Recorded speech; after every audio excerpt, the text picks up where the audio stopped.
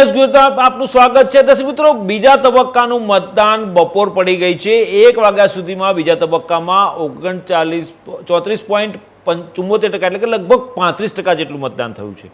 પહેલા તબક્કામાં જે થયું હતું મતદાન 63.31%, બીજા તબક્કામાં બપોરના 1 વાગ્યા સુધીમાં 35% જેટલું અંદાજે મતદાન થયું છે. એટલે સ્વાભાવિક છે કે 5 વાગ્યા સુધીનો મતદાનનો સમય છે. 5 વાગ્યા સુધીમાં કેટલું મતદાન થશે આપણે અનુમાન લગાવી શકીએ છીએ, અંદાજો લગાવી શકીએ છીએ.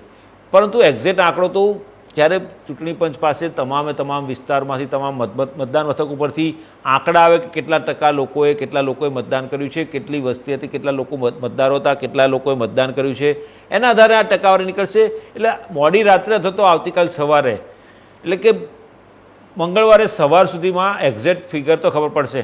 તો જે પ્રકારે વડાપ્રધાન નરેન્દ્ર મોદીએ પહેલાં સવારે મતદાન કર્યું, અમિત શાહે પણ મતદાન કર્યું 10:30 વાગે નારણપુરામાં કામેશ્વર મંદિરની બાજુમાં સબ ઝોનલ ઓફિસમાં મતદાન કર્યું, પરિવાર સાથે પહોંચ્યા હતા અને મતદાન કર્યું અને લોકશાહીના આ પર્વને ઉજવણી કરી અને સાથે સાથે લોકોને સંદેશો પણ આપ્યો કે બને એટલું મતદાન કરો અને બહાર નીકળીને મતદાન કરવા માટે લોકોને અપીલ પણ કરી. વડાપ્રધાન નરેન્દ્ર મોદીએ પણ કરી, સાથે સાથે અમિત શાહે પણ કરી અને જે પ્રકારે તેઓ પરિવાર સાથે પહોંચ્યા હતા, મતદાન કરવા પહોંચ્યા હતા અને મતદાન કર્યું અને પછી લોકો ગુજરાતીય મતદારોને સંદેશો આપ્યો કે વધુમાં વધુ મતદાન કરો. વડાપ્રધાન નરેન્દ્ર મોદી રાણીપમાં નિશાન સ્કૂલમાં મતદાન કરવા ગયા હતા અને ત્યાં આગળ મતદાન મથક જતાં પહેલાં તેઓ રસ્તે ચાલતા ગયા હતા. એક સામાન્ય મતદાર તરીકેની જેમ ચાલતા ગયા હતા અને મતદાન મથકમાં પહોંચ્યા હતા અને મતદાન મથકમાં મત આપ્યા પછી પાછા ચાલતા બહાર આવ્યા હતા અને રસ્તા મુખ્ય માર્ગ પરથી પણ ચાલતા બહાર નીકળતા સામાન્ય મતદારની જેમ અને સામાન્ય લોકોની સાથે વાતચીત કરતાં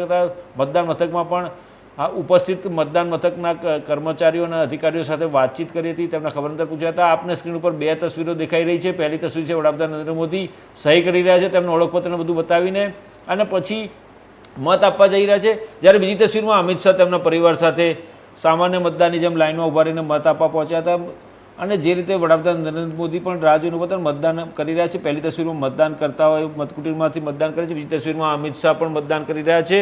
એવા તસવીરો છે. તો જે રીતે બંને નેતાઓએ, ભાજપના દિગ્ગજ નેતાઓએ પોતપોતાના મતદાન મથકો પર મતદાન કર્યું હતું અને પછી તેઓ બહાર નીકળ્યા હતા અને પ્રજાને સંદેશો પણ આપ્યો હતો કે મતદાન કરવું આપણો અધિકાર છે, મતાધિકારનો ઉપયોગ કરવો છે, મત આપણો વેડફાવો ના જોઈએ અને તમામને મતદાન કરવા માટે અપીલ કરી હતી. કારણ કે પહેલા તબક્કામાં જે પ્રકારે 63.31% જ મતદાન થયું હતું અને તેના કારણે દરેક રાજકીય પક્ષો ચિંતામાં મુકાઈ ગયા હતા અને બીજા તબક્કામાં પણ જો 2017 કરતાં ઓછું મતદાન થાય અને ઓવરઓલ મતદાન જોવા જઈએ 2 તબક્કાનું એ 2017 કરતાં ઓછું થાય તો નુકસાન થઈ શકે છે કોઈપણ એક પાર્ટીને અને સારું પરિણામ આવી શકે નહીં. અને તેના માટે કરીને દરેક પક્ષોના નેતાઓએ, દિગ્ગજ નેતાઓએ, વડાપ્રધાન નરેન્દ્ર મોદી હોય, અમિત શાહ હોય કે પછી બીજા કોઈપણ પક્ષના નેતાઓ, તમામે વધારે મતદાન કરવા માટેની અપીલ કરી હતી. તો મતાધિકારનો ઉપયોગ કરવાને લોકોને જાગૃતિ લાવવા માટેનો પણ પ્રયાસ કરવામાં આવી રહ્યો છે.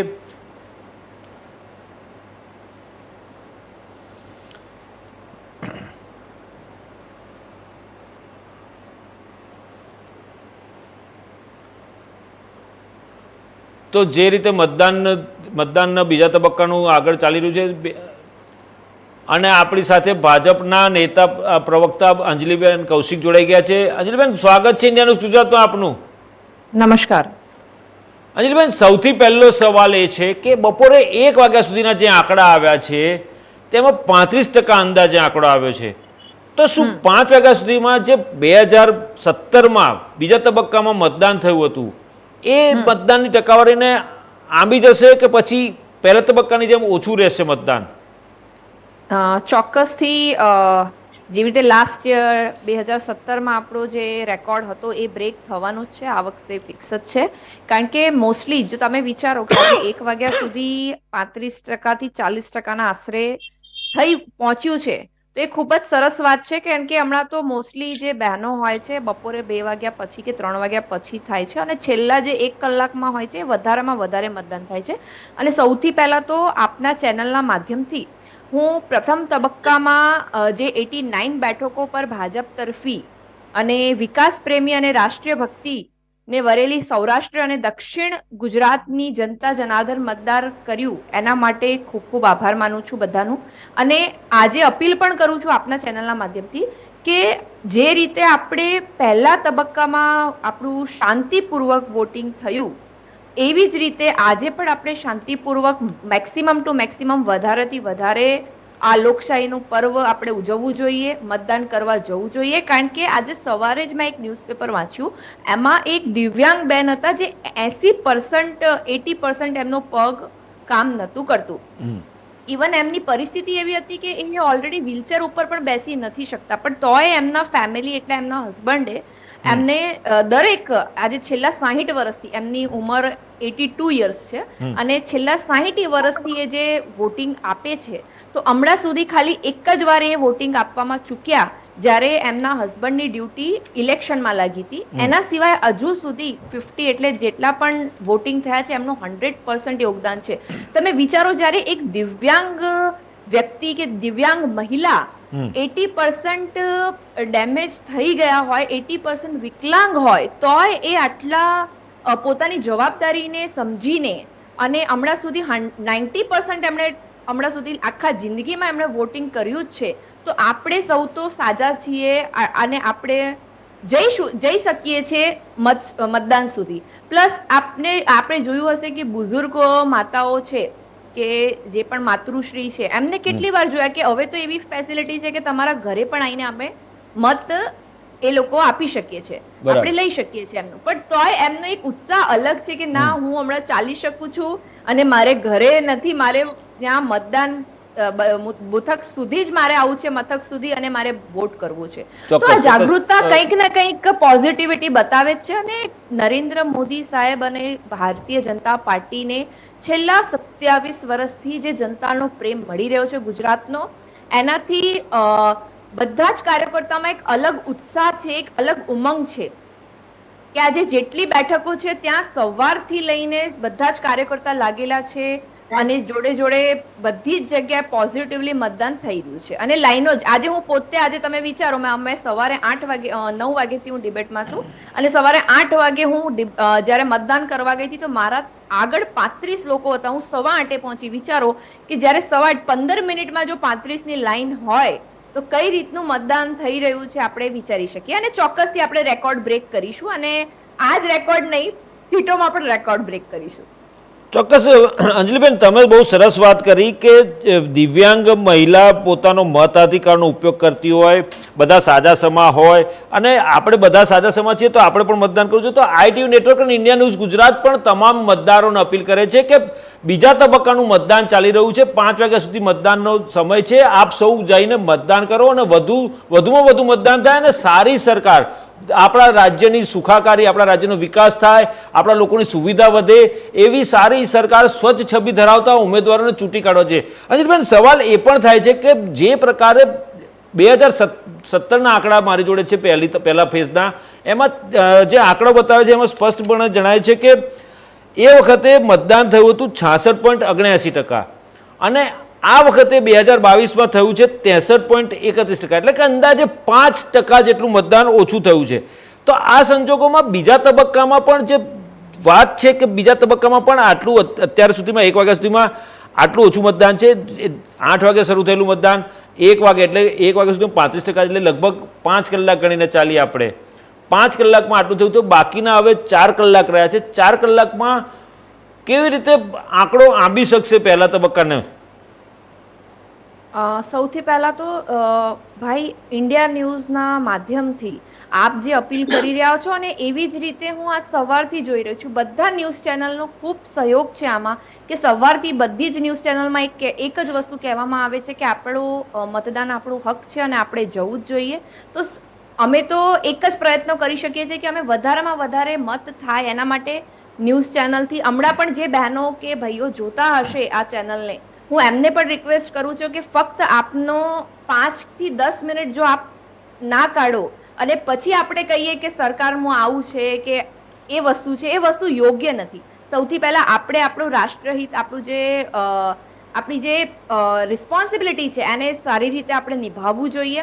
અને આપણે મતદાન કરવું જ જોઈએ અને આપનો એક મત કેટલો કિંમતી છે એ બધાને જ ખબર છે અને આપને પણ કહીશ કે આપનો એક મત ગુજરાત વિકસિત માટે પણ જરૂરી છે અને જોડે જોડે ભારત વિકસિત માટે પણ જરૂરી છે. તો આપ સૌ લોકો જેણે પણ હમણાં સુધી મત નથી કર્યા એ લોકો આપ અચૂકથી જઈને મતદાન કરો, કારણ કે આપણને આવું લાગે કે બહેનોને શું લાગે હમણાં થોડી વાર જમ્યા પછી થોડી વાર આડી પડી જાવ પછી ઊભી થઈને પછી જતી રહીશ, ચાનો ટાઈમ થઈ ગયો ને આમને આમ ટાઈમ નીકળતું જાય છે. તો બહેનો જરાય આળસ આપણે ના કરીએ અને એક મહિલા તરીકે હું બધા જ માતાશ્રીઓને અને બહેનોને ભાઈઓને અપીલ કરું છું કે આપ વધારેમાં વધારે મતદાન કરી ગુજરાત ની જનતાને અપીલ કરું છું કે આપ ભારતીય જનતા પાર્ટીને જે રીતે 27 વર્ષથી આપ સમર્થક આપો છો એવી જ રીતે આપ આપતા રહો આગળ. ચોક્કસ. અંજલિબેન, આપણી સાથે કોંગ્રેસના નેતા ભાવિકભાઈ અમીન પણ જોડાઈ ચૂક્યા છે. ભાવિકભાઈ, સ્વાગત છે ઇન્ડિયા ન્યૂઝ ગુજરાતમાં. ભાવિકભાઈ, આપ વડોદરાથી છો, હું જો ભૂલતો ના હોઉં તો. વડોદરામાં શું પિક્ચર છે? કારણ કે સમગ્ર ગુજરાતના આંકડા જે આવ્યા છે 1 વાગ્યા સુધીમાં 35% જેવું અંદાજે મતદાન થયું છે. 1 વાગ્યા સુધીનું કહું છું. શું આ મતદાનની ટકાવારી 5 વાગ્યા સુધીમાં પહેલા 2017માં જે ચૂંટણી હતી બીજા તબક્કામાં એના કરતાં વધારે વિશેષ થશે કે એના કરતાં ઓછી થશે? જો અત્યારે જો હું કહું તમને, જો વડોદરાની જો માહિતી તમને આપું તો અત્યારે જે 35% જે તમે જે આંકડા આપો છો અને મારી જે ગણતરી છે એ લગભગ ગયા વખત જે ઇલેક્શનના જે આંકડા છે એને કદાચ એ પેરેલલ ચાલશે.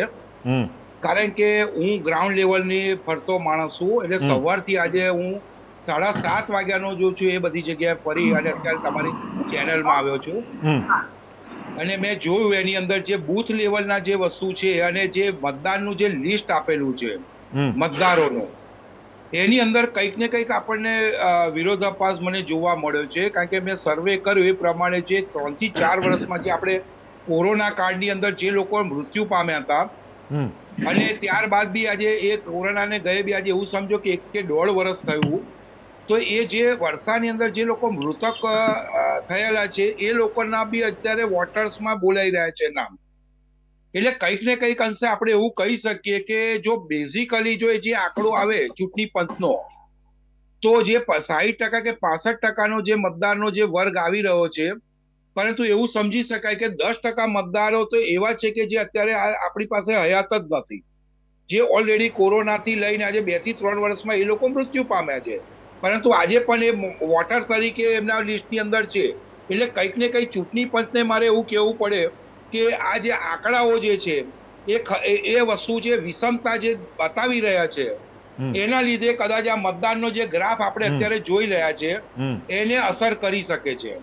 બીજી વસ્તુ કે જે અત્યારે તમે જુઓ કે 2 થી 3 કોરોના કાળની અંદર કેવું હતું કે આપણે પરિસ્થિતિ એવી હતી કે લોકો વિદેશ જતા નતા, છોકરાઓના બધા જે લોકોના એડમિશનોથી લઈને બધું જે રોકાઈ ગયેલું હતું, પરંતુ છેલ્લા આપણે 1.5 વર્ષથી આપણે જો ગણવા જઈએ તો જે વિદેશમાં ભણવા જતા વિદ્યાર્થીઓની સંખ્યા બહુ મોટી છે.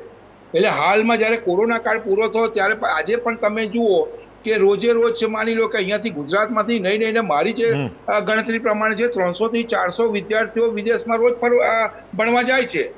એટલે આ બધા જે આંકડાઓ જે છે એ કંઈક ને કંઈક આપણા જે ઓછું મતદાનના જે આંકડા બતાવી રહ્યા છે એ અને હું એને આભારી ગણું છું કે ભાઈ આના આ બધા કારણોસર આ મતદાન ઓછું થયું. બાકી જાગૃત નાગરિક છે, મેં સવારથી જ જોયું છે લોકોએ લાંબી લાઈનો લગાવેલી છે, લોકો મતદાન માટે ઉભા રહી ગયા છે. એટલે કંઈક ને કંઈક ચોક્કસપણે લોકોને અત્યારે એવું દેખાઈ રહ્યું છે કે ના ભાઈ પરિવર્તન છે અને પરિવર્તનના માહોલમાં એ લોકો મતદાન કરવા માટે યોગ્ય જગ્યાએ સવારથી ઉભા રહ્યા છે. કોઈ જગ્યાએ તો તમને એટલી ભીડ જોવા મળશે કે એક મતદાર કમસે કમ 15, 20, 25 મિનિટ સુધી એ ઓફિસ મતદાનની બહાર ઉભો રહેલો છે, એટલી મોટી લાઈનો બોલાયેલી છે. એટલે આ વખતે મારું જે એવું કેવું છે કે કદાચ આપણે હજુ થોડાક સમય જે છે 3 થી 4 કલાકમાં હજુ આવે જે બપોરે લંચનો ટાઈમ છે એ કદાચ પૂરો થતા કદાચ એનાથી મતદાન વધી શકે. ચોક્કસ. આપણી સાથે કાનાભાઈ પણ જોડાઈ ગયા છે, કાના બાંટવા, રાજકીય વિશ્લેષક તરીકે. પરંતુ કાનાભાઈ, તમને સવાલ પૂછ્યો પહેલા વડાપ્રધાન નરેન્દ્ર મોદી અને અમિત શાહ કેન્દ્રીય ગૃહમંત્રીએ મતદાન કર્યા પછી જે અપીલ કરી છે એ દર્શકોને બતાવવા માંગીશ. लोकतंत्र का ये उत्सव गुजरात के, हिमाचल के और दिल्ली के मतदाताओं ने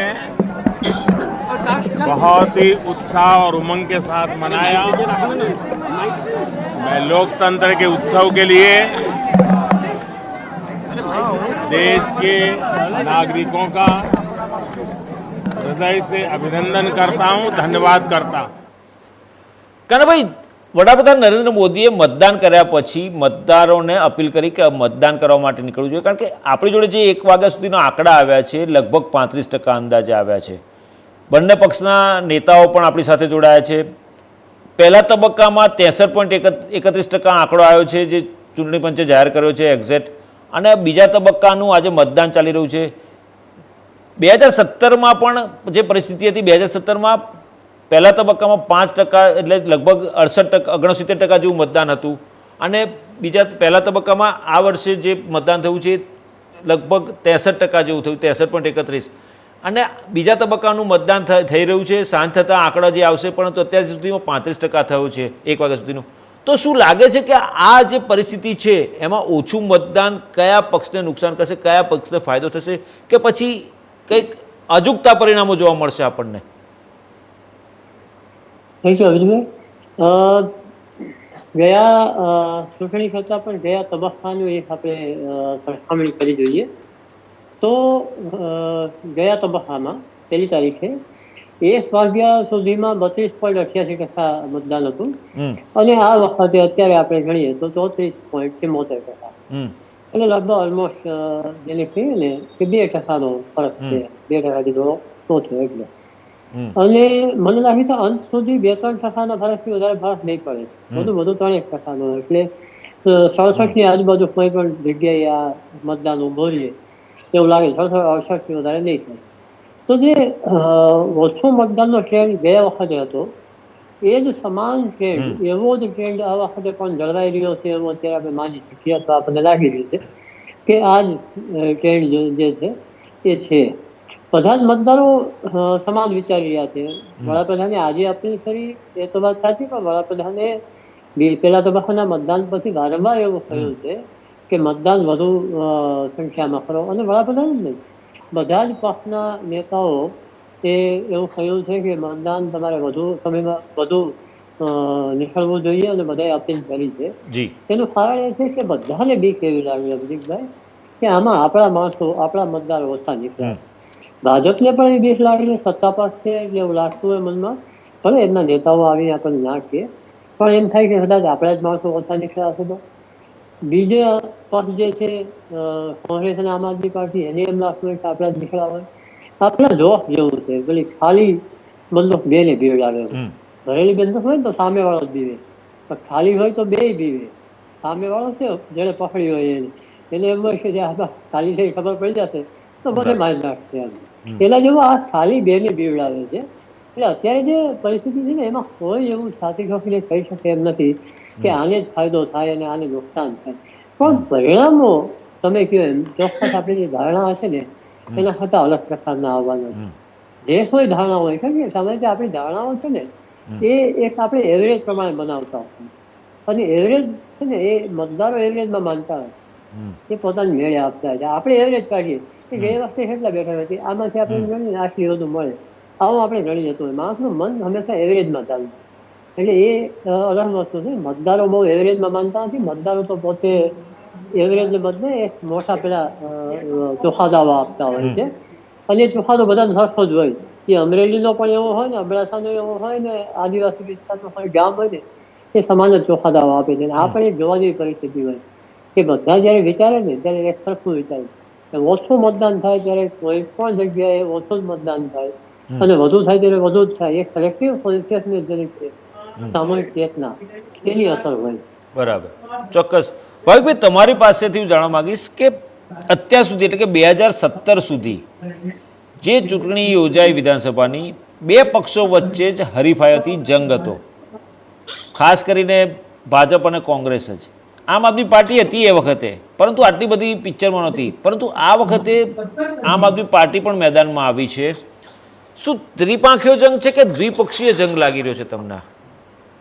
જો આજે બીજા તબક્કાનું જે મતદાનની જો આપણે વાત કરીએ તો અત્યારની પરિસ્થિતિમાં એવું છે કે આ પાર્ટી કોઈ જગ્યાએ છે જ નહીં. કારણ કે જે એમનું ફેક્ટર હતું સૌરાષ્ટ્રની દ્રષ્ટિએ આપણે જોવા જઈએ કે સુરતની દ્રષ્ટિએ જોવા જઈએ તો એ પહેલા મતદાનને તબક્કામાં પૂરું થઈ ગયું છે. હમ. હવે જે મોટી જે સીટોની વાતો આવે છે કે અમદાવાદ છે, વડોદરા જેવા સિટી છે, અને જે અહીંયા મધ્ય ગુજરાતની અંદર જે આપણે વાત કરીએ તો એમાં આ ફેક્ટર છે જ નહીં. એટલે કદાચ એ વિપરીત પરિસ્થિતિની અંદર એમને ઉમેદવારો ઉભા રાખ્યા છે, પરંતુ એ કંઈક અંશે કોંગ્રેસે તો નુકસાન કરે એવું અમારી દ્રષ્ટિએ તો લાગતું જ નથી. હા, રહી વાત એ વસ્તુ છે કે કદાચ બીજેપીને જો પરિસ્થિતિની અંદર આવતો, પણ હું મારી દ્રષ્ટિએ બી તમને કહું કે કદાચ બીજેપી ફેક્ટર્સે બી કોઈ વધારે કોઈ ફરક પડે એવું લાગતો નથી. કારણ કે અત્યારે તમે જુઓ કે કેટલાક તો અમારા વિસ્તારોમાં જુઓ કે આજુબાજુ વિસ્તારો જુઓ કે આપના ઉમેદવારો તો કેટલા તો પ્રચાર સુદ્ધા કરવાના બંધ કરી દીધેલા 3-4 દિવસ પહેલેથી. કારણ કે એક માહોલ બનાવવાની વાત હતી, એ માહોલ કંઈક ને કંઈક અંશે અહીંયા જગ્યાએ એ લોકોને બન્યો નથી. બરાબર. એટલે બની શકે કે આ જે બીજા તબક્કાનું જે મતદાન છે એમાં કોઈ જગ્યાએ આ ફેક્ટર્સો કોઈ વિષય આવતો જ નથી. બરાબર, ચોક્કસ. અંજલિભાઈ, તમને પણ આ જ સવાલ પૂછું કે આમ આદમી પાર્ટીને કારણે કોંગ્રેસને કોઈ નુકસાન નથી એવું ભાવિકભાઈ કહી રહ્યા છે, ભાજપને નુકસાન થાય એવું છે, શું આ તમે સ્વીકારો છો? ના ભાઈ, આમ આદમી પાર્ટી દૂર દૂર સુધી છે જ નહીં. આમ આદમી તો પહેલી વાત અમે ગણતા જ નથી. આમ આદમીની વાત આવે તો અમને આમ આવું જ લાગે કે આ શું છે, જોક જેવું લાગે છે કે એ લોકો આવીને અહીંયા બસ કંઈક પણ નવી નવી સ્ટોરીઝ બતાવે છે અને એ સ્ટોરીઝ એ ઉપર ખરા પણ નથી ઉતરતા. હમણાં જો કાનાભાઈના પણ ફેસ ઉપર સ્માઇલ આવી ગઈ, એનો એ જ રીઝન છે કે એમનો કોઈ વજૂદ હમણાં સુધી એ લોકો મૂકી નથી શક્યા. કારણ કે જો દિલ્હીની વાત કરીએ તો દિલ્હીમાંથી પણ ઘણા લોકોએ આવા ટ્વીટ કર્યા છે કે આ જે બધી વસ્તુઓ છે ફક્ત ફ્રોડ વાતો કરવાની વાત છે. અને આપણા ગુજરાતની જનતા જે છેલ્લા 27 વર્ષથી ગુજરાતની જનતા ભારતીય જનતા પાર્ટીને સમર્થક આપે છે તો એ તો આમ આદમી સામે જોશે જ નહીં. કારણ કે એમને એવું કોઈ ફ્રી વાળી વસ્તુ જોઈતી જ નથી. કારણ કે ગુજરાતમાં આજ સુધી બધું હાઈ ક્લાસ જ મળ્યું છે અને હમણાં જે વિકાસ થયું છે આપણે જોઈશું. એ ભલે આજે જેવી રીતે હું અસરવા વિધાનસભામાં રહું છું, ત્યાંથી આપણે રિવરફ્રન્ટ ખૂબ જ નજદીક છે મારા ઘરથી. આપ રિવરફ્રન્ટ ઉપર નીકળશો તો પહેલાનો રિવરફ્રન્ટ કેવો હતો ને હમણાંનો ઐતિહાસિક રિવરફ્રન્ટ બન્યો છે. જોડે જ આપ જોશો તો સરદાર પટેલનો સ્ટેચ્યુ છે જે આજ સુધી કોઈએ વિચાર્યું ન હોય એવી રીતનું બન્યું છે. અને સાથે સાથે એવા ઘણા બધા એક્ઝામ્પલ છે, અટલ બ્રિજ છે, એવા એટલા એક્ઝામ્પલ છે કે આપણી આટલા મોટી લિસ્ટ છે. અને સૌથી મોટી વસ્તુ છે કે ગુજરાતમાં રોજગાર. આજે તમે વિચારો કે ગુજરાતમાં રોજગાર મળે છે 1 કરોડથી વધારે પરપ્રાંતિયોને રોજગાર આપવામાં આવે છે. તો એ ક્યારે આપવામાં આવતું હશે કે ગુજરાત સૌથી શ્રેષ્ઠ છે આખા ભારતની અંદર વાત કરું તો ગુજરાત નંબર 1 છે કે બધાને રોજગાર આપે છે. લોકો બહારથી આવીને તરસતા હોઈએ છે કે અહીંયા આવીને આપણે રોજગાર આપણને મળશે. તો ગુજરાતની જનતા તો ઓલવેઝ પહેલાથી જ ભારતીય જનતા પાર્ટીને સમર્થક આપતી આવી છે અને આ વખતે પણ આપશે. અને આ વખતે બહુમતીથી આપવાના છે. અને ઇવન લીડની વાત કરીએ તો બહુ સારી લીડથી આપણે ભારતીય જનતા પાર્ટીની વિજય થવાની છે અને એમાં સીટોમાં પણ વધારો થશે. જે લાસ્ટ ટાઈમ છે બધા રેકોર્ડ બ્રેક કરવાનું છે. કારણ કે આ વખતે અમે પોતે આપણા ગુજરાત પ્રદેશના અધ્યક્ષ માનનીય CR પાટીલ સાહેબે પેજ સમિતિ કરીને એક અભિયાન ચલાવ્યું હતું. એ પેજ સમિતિ અભિયાનના અંદર અમે કાર્યકર્તા છીએ બૂથ લેવલ સુધી એક ઘરમાં અમે જઈને પેજ સમિતિઓ બનાવી છે. તો એ ક્યારે બનાવી હશે જ્યારે જે જનતા છે એ ભારતીય જનતા પાર્ટીના વિચારધારાથી સમર્થક હશે ત્યારે જ એમણે અમને ઘરમાં એન્ટર થઈને અમને ફોટો આપ્યો છે. તો અમે 100% કોન્ફિડન્ટ છીએ કે આ વખતે ભારતીય જનતા પાર્ટી ખૂબ જ સરસ લીડથી જીતવાની છે અને ખૂબ જ સરસ સીટો આવવાની છે. એટલે બસ હવે તો ખાલી 8 તારીખની અમે રાહ જોઈએ છે કે 8 તારીખ આવે અને અમે વિજય રેલી કાઢીએ. પણ અંજલિબેન, તમે દાવો કરો છો, તમને આત્મવિશ્વાસ છે, પણ હું એક સવાલ એવો કરું કે 8 તારીખે મતદાનમાં જે તમે અપેક્ષા રાખી છે, અપેક્ષિત પરિણામ ના આવ્યું તો? ના, એ વસ્તુ હું માનતી નથી ને. કારણ કે અપેક્ષિત જે વસ્તુ છે, અમારી જે આશા છે, અમને અમારા ગુજરાતની જનતા ઉપર પૂરો વિશ્વાસ છે. પણ 2017માં પણ અપેક્ષાઓ હતી. 2017માં પણ 150 પ્લસની અપેક્ષા હતી. 99 પર આપણે અટકી ગયા હતા. એના કરતા વધારે લીડથી આ વખતે પણ અમે જીતીશું. એની આપને હું ખાતરી આપી છું. 8 તારીખે આપણે જેટલા લોકો હમણાં બેઠા છે એટલા લોકો ફરી બેસીશું. આપ જે ટાઈમ કહેશો એ જ ટાઈમ ઉપર બેસીશું અને આપણે આ જ ચર્ચા કરીશું કે અંજલિબેન તમે તમારા આ વર્ડ્સ હતા અને તમે જ કહેશો કે ના આ વર્ડ્સ રિયલીમાં બેન તમે ઓવર કોન્ફિડન્ટ નતા, કોન્ફિડન્ટ લેવલથી કહેતા હતા. અને એનો રીઝન એક જ છે, આપણા માનનીય વડાપ્રધાન નરેન્દ્ર મોદીજી. આજે આપ વિચારો, આખા વિશ્વમાં જે નરેન્દ્ર મોદીજીએ જે સ્થાન આપ્યું છે ભારતને અને જે કાર્યો કર્યા છે આજ સુધી કોઈ પણ વડાપ્રધાને નથી કર્યા. આજે આખા વર્લ્ડની વાત કરું તો આખા વર્લ્ડના જેટલા પ્રાઇમ મિનિસ્ટર છે એ આપણા મોદીજીને સલામ મારે છે. તો કેમ મારે છે? એનો રીઝન એક જ છે કે આજે માનનીય વડાપ્રધાનજીએ એ સ્ટેજ ઉપર એમણે લાઈને મૂક્યા છે. આજે તમે વિચારો કે જ્યારે કોરોનાનો કપડો કાર્ડ હતો એમાંથી પણ આપણા દેશે વેક્સિનેશન આપીને લોકોને, બીજા દેશોને પણ આપણે બચાવ્યા છે.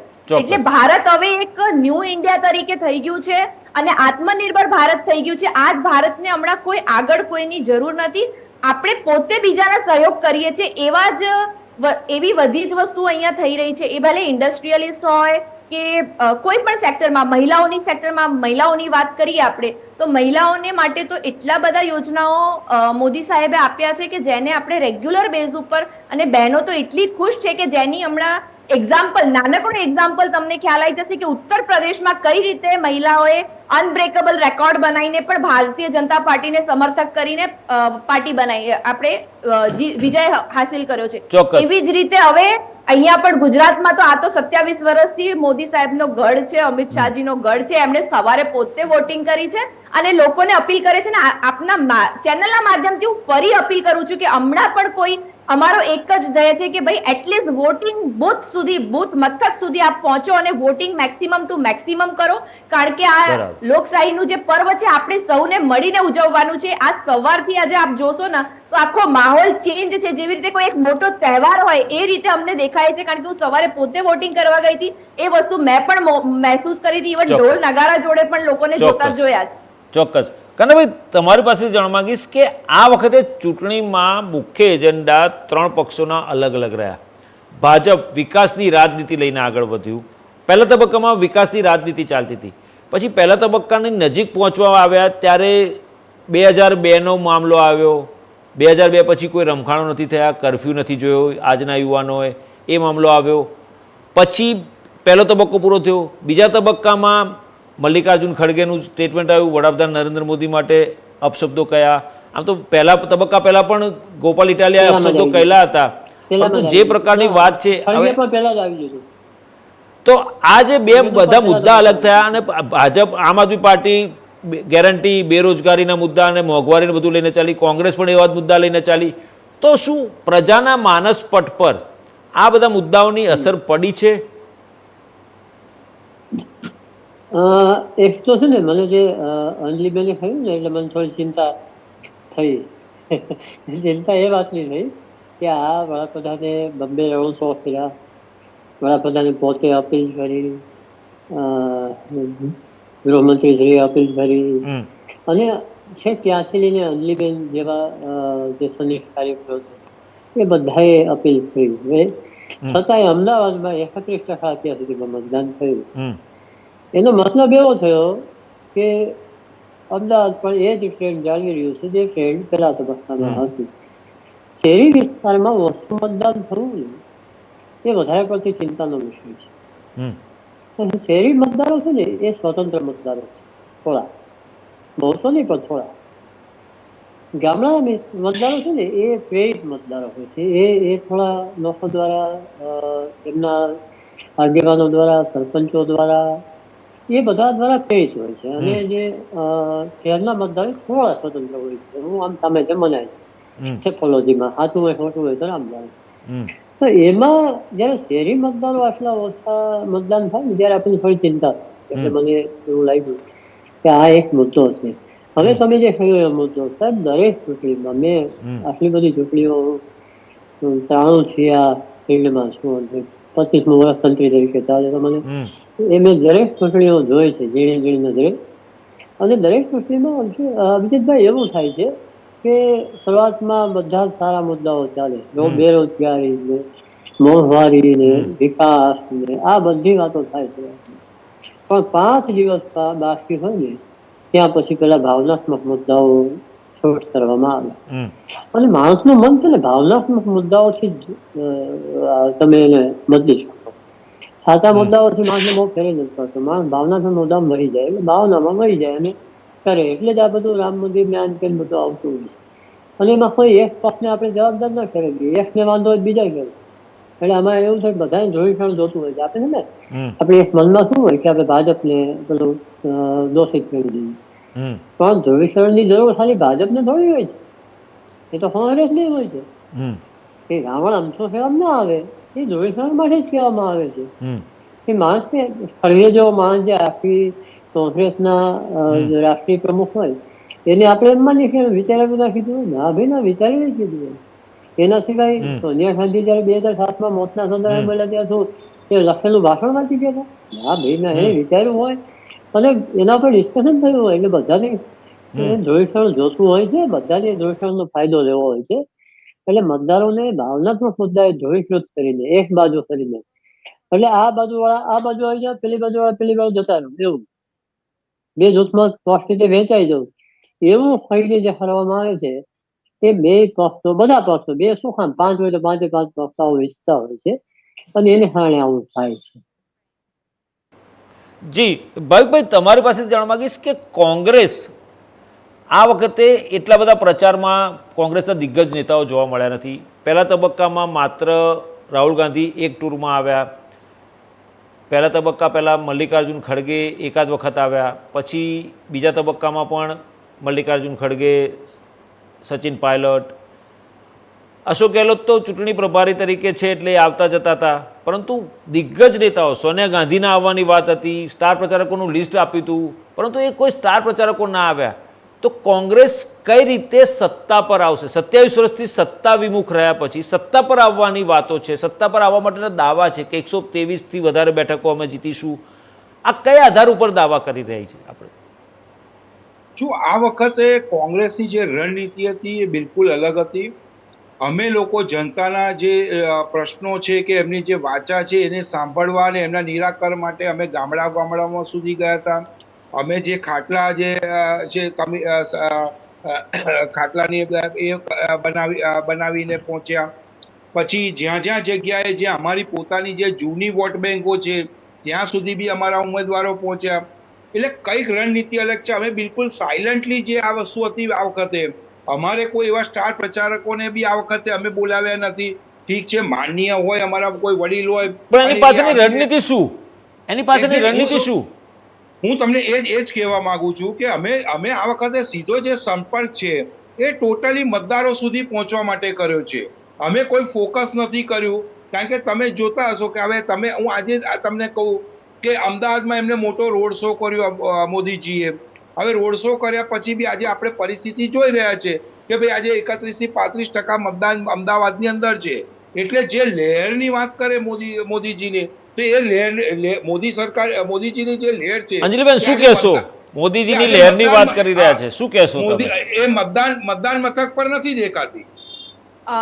ભાઈને કદાચ ભાવિકભાઈને કદાચ ખબર નથી કે જે 31 થી 35% કે જે 40% જે હોય એ છે ને ભારતીય જનતા પાર્ટીની ચિંતા નથી, કારણ કે વોટો ત્યાં જ જાય છે ભાજપ ઉપર. ત્યાં જઈને પહેલા નંબર ઉપર બટન જે અમારા જીવતા અમારા દર્શનાબેન વાઘેલા છે અસરવામાં, તો ફર્સ્ટ નંબર બટન જ દબાવે છે. કારણ કે અને જે વાત કરે છે આપણા માનનીય વડાપ્રધાન નરેન્દ્ર મોદીજી, તો નરેન્દ્ર મોદીજી એક જનસેવક છે. એના પહેલા સૌથી પહેલા એક કાર્યકર્તા છે. એ પીએમ જરૂરી છે પણ એ પોતાને માને છે કે હું એક કાર્યકર્તા છું. અને જો કાર્યકર્તા રીતે આજે ગુજરાતમાં ઇલેક્શન થતું હોય અને અમારા સ્ટાર પ્રચારક તરીકે પણ જો એ આવતા હોય તો એમાં શું ખોટી વાત શું છે? એમ ખોટી વાત તો છે જ નહીં પહેલી વાત. કારણ કે આજે નરેન્દ્ર મોદીજી આટલા વર્ષોથી એમનો ગઢ કહેવાય આ વસ્તુ કે ભાઈ ગુજરાત એમનો ઘર છે. એમની માતૃશ્રીના આશીર્વાદ લઈને એક દિવસ પહેલા જો એ આવે અને એક માતૃશ્રી જોડે આશીર્વાદ લઈને આજે વોટિંગ કરવા આવ્યા કે એમને રેલી અને જે જન સમર્થક છે ને એ તો આપણે એ દિવસે રેલીમાં આપણે જોયું હોય તો આજ સુધીમાં આટલો જન સમર્થક નથી દેખાયો જે એ દિવસે દેખાયો. તો મેક્સિમમ કાનાભાઈ પોતે પણ એ વસ્તુ સ્વીકારશે આઈ થિંક કે એ દિવસની જે રેલી હતી 19 વિધાનસભામાં જે કન્ટિન્યુઅસ ચાલી હતી એમાં જે લોકોએ અપાર પ્રેમ અને આશીર્વાદ મોદી સાહેબને જોવા માટે, એક ઝલક જોવા માટે ને મળવા માટે કર્યું હતું એનાથી સાફ દેખાય છે કે ભારતીય જનતા પાર્ટી આવી રહી છે અને કમળ ખીલવાના જ છે. ચોક્કસ. અંજલિબેન, ભાવિકભાઈ હું શું તો હા હા સ્વીકારું છું, મારા સ્વીકારવાથી કંઈ ફેર નથી પડતો. ના જસ્ટ એ તો આ તમને કે ભાઈ મને જ્યાં સુધી ખબર છે હું પોતે એ દિવસે 1 તારીખે હું પોતે લાઈવ હતી ગુજરાત ફર્સ્ટમાં અને એ ટાઈમે મેં 4 કલાક જોયું કે કઈ રીતે મોદી સાહેબને લોકો આશીર્વાદ આપવા અને કેટલી ભીડ અને 4 કલાક અંધારા થયા પછી પણ ઠંડીમાં પણ લોકો ઊભા હતા. તો એ ક્યાંક ને ક્યાંક આ વસ્તુ કોઈ છે ને આટલા જન સમર્થક ભેગા કરાય નહીં, એ જાતે આવ્યા હોય ને તો જ આટલા લોકો ઊભા રહે. હું એ કહું છું તો જે લોકો ત્યાં સુધી આયા છે તો એ લોકોએ વોટિંગ સુધી પણ પહોંચ્યા છે અને હમણાં સુધી જે વોટિંગ જેટલું પર્સન્ટેજ થયું છે એ શ્યોર ભારતીય જનતા તરફ ના પ્રેમીઓએ જ કર્યું છે અને આગળ પણ 5 વાગ્યા સુધી મેક્સિમમ વોટિંગ થશે એવી અપેક્ષા છે.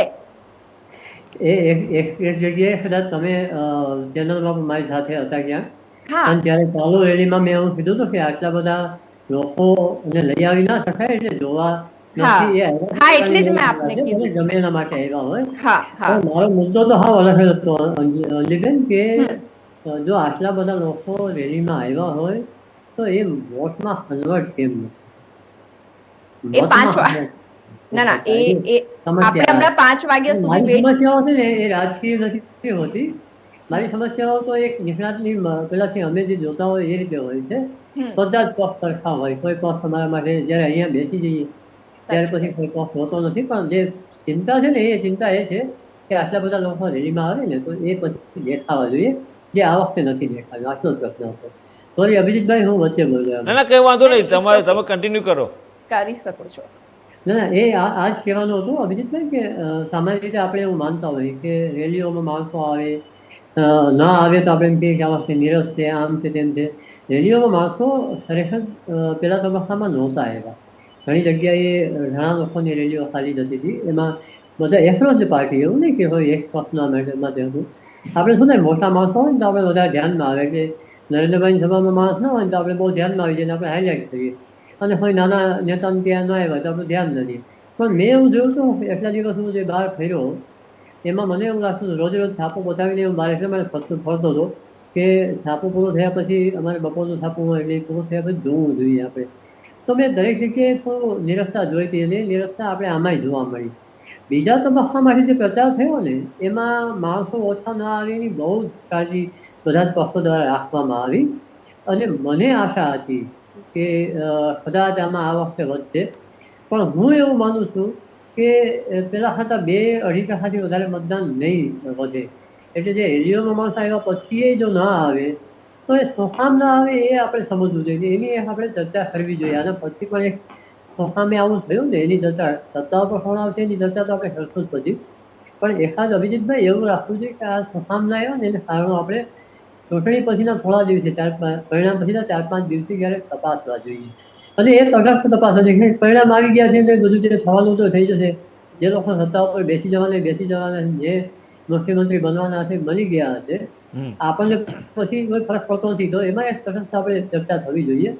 અને એ ચર્ચા એવી હોવી જોઈએ કે આનું શું હશે આ આપણી સમજ માટે, જેથી બીજી ચૂંટણી વખતે આપણે આ વસ્તુઓ સમજાય અને આપણે વાચકોને પણ સમજાવી શકીએ. અત્યારે હું તમને કહું ને તો મોટાભાગના નેતાઓ હોય કે વિશ્લેષકો હોય તો એ વાચકોને સ્પષ્ટપણે એમ કહી નથી શકે કે આમ જ થવાનું ને આ જ થવાનું, આ જ થશે. આ રાજકીય પક્ષના પ્રવક્તાએ તો પોતાનું બોલવાનું હોય એટલે એ તો કહેશે જ કે અમારે આટલું આવે. એ એમની ફરજ છે એટલે એમાં નાય ના પાડીએ. ધારો કે ભાઈ એમ કે ભાઈ કે અમને 125 બેઠક આવશે તો હું એનો આદર કરું છું, અને સાથે અંજલિબેન એમ કે અમને 130 આવે તો હું એનો પણ આદર એટલા કરું છું કે તમારી ફરજ છે તમારે બોલવાની.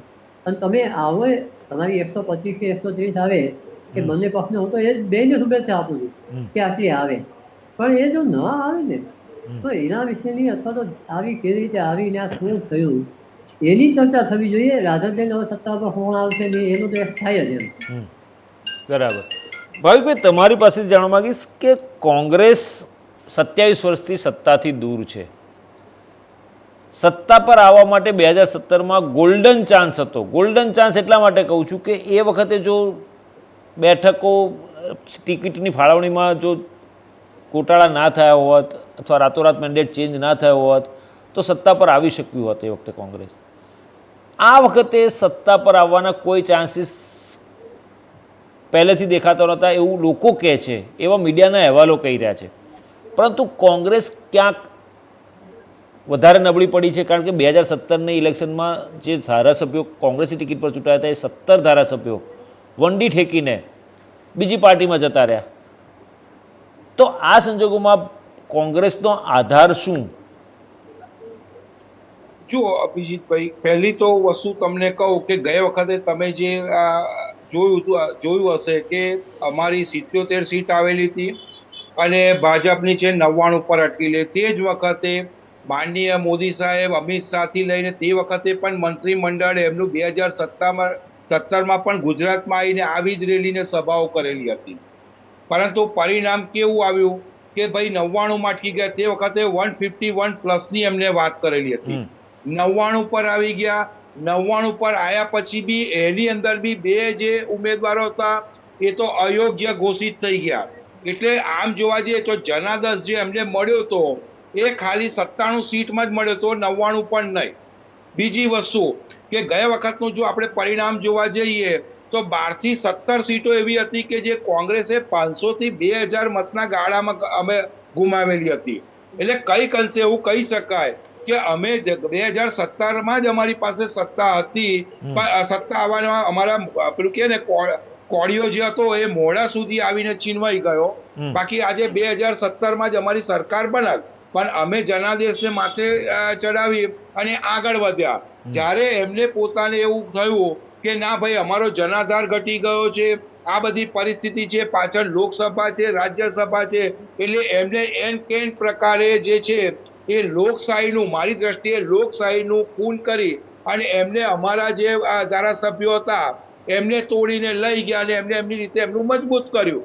હવે પરિસ્થિતિ એક મિનિટ ભાઈ, તમે જે કહ્યું કે લોકશાહીનું ખૂન કરીને ભાજપ તમારા ધારાસભ્યોને તોડીને લઈ ગયા, તમારા જે નેતાઓ હતા, તમારા જે ધારાસભ્યો હતા, એ લોકોએ જ્યારે પાર્ટી છોડી ત્યારે મીડિયા સાથે વાતચીત કરતા એવું કહ્યું હતું કે પ્રદેશની નેતાગીરી અમારું કશું સાંભળતી નથી, અમને ઇગ્નોર કરે છે, અવગણના કરે છે.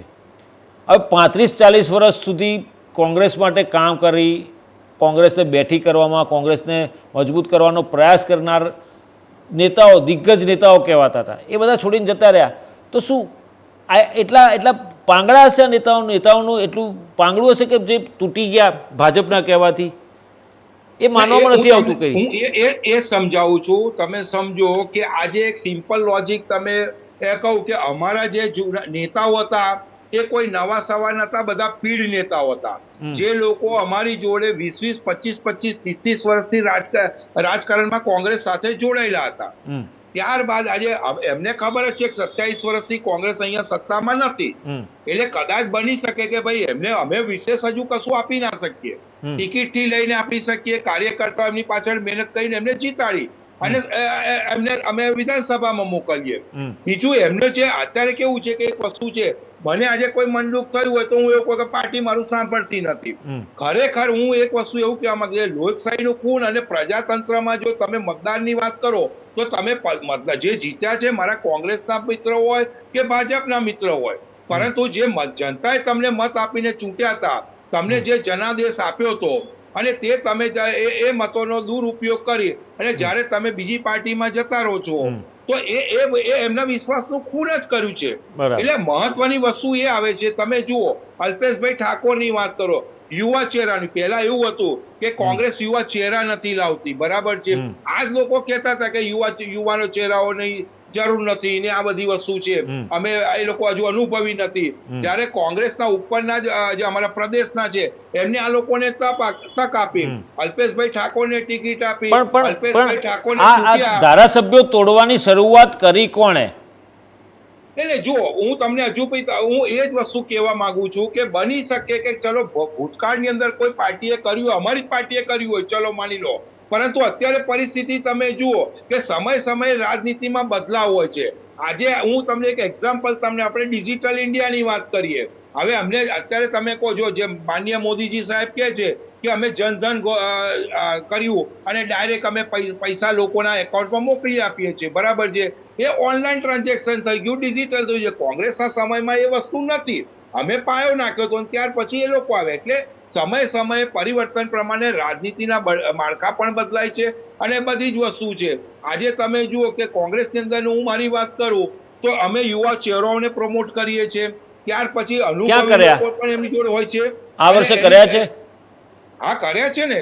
હું તમને કહું, મારા વડોદરાની જ વાત કરું, મારા વડોદરાની અંદર અમે ટિકિટો આપેલી છે. એટલે આંગળીના વેઢે ઘણા એટલા ઉમેદવારોને આપી છે ટિકિટ યુવાઓને, બાકી તો આપણા જૂના જોગીઓ જ, કોંગ્રેસ જૂના જોગીઓના ભરોસે જ ચાલી રહી છે. એવું નથી અભિજીતભાઈ, તમે યુવા જે વસ્તુ છે, યુવા એટલે કઈ રીતનું હોય એ પણ તમને કહું છું કે ડાયરેક્ટ તમે કોલેજમાંથી ઉઠાવીને લઈને તમે એવું વિચારો કે આપણે એમને ટિકિટ આપી દઈએ, તો એવું નથી હોતું. એને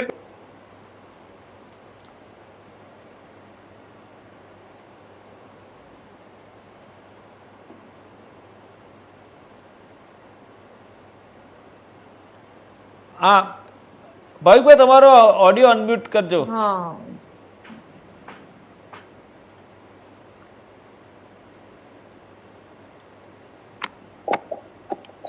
અંજલિબેન, તમારી પાસે આવું, કારણ કે ભાવિકભાઈને કોઈ ટેકનિકલ પ્રોબ્લેમ આવ્યો છે એમના કનેક્શનમાં. એમનો મ્યુટ થઈ ગયો છે એમનો. અંજલિબેન, તમારી પાસે જાણવા માંગીશ કે ભાજપે આ વખતે નવા ચહેરાઓને સ્થાન આપ્યું છે. વડાપ્રધાન નરેન્દ્ર મોદી વર્ષોથી એક આ પરંપરાને ચાલુ કરી હતી ગુજરાતમાં ને આજે પણ અકબંધ રાખી છે, નવા ચહેરાઓ. તો શું એન્ટી ઇન્કમ્બન્સીનો ડર હતો ભાજપને એટલે નવા ચહેરાઓને સ્થાન આપ્યું છે? અને એન્ટી ઇન્કમ્બન્સીનો ડર હતો તેમ છતાં પણ પહેલા તબક્કામાં તો મતદાન જે જોઈતું હતું, જે પ્રકારનું અપેક્ષા હતી એ પ્રમાણે થયું નથી, તો બીજા તબક્કામાં કેવી રીતે પહોંચી શકશે? ભારતીય જનતા પાર્ટી એક કેડર બેઝ પાર્ટી છે અને ભારતીય જનતા પાર્ટી આજથી નહીં, પહેલાથી જ એવું નથી કે ભાઈ એક જ જણાને વારંવાર તક આપે. એ ભારતીય જનતા પાર્ટીના કાર્યકર્તા પણ તમે જોશો, સંખ્યામાં પણ જોશો તો કેટલા ધીરે ધીરે જે પાર્ટી આટલી મોટી થઈ રહી છે. ઇવન પહેલા કેવું હતું કે અમારા એક કાર્યકર્તા હોય ને એને પહેલા 2 થી 3 હોદ્દા મળતા હતા, પણ હવે તો એમાં પણ આવું કરી દીધું છે કે એક કાર્યકર્તા હોય તો એને એક જ હોદ્દો, કારણ કે બીજાને મોકો મળે.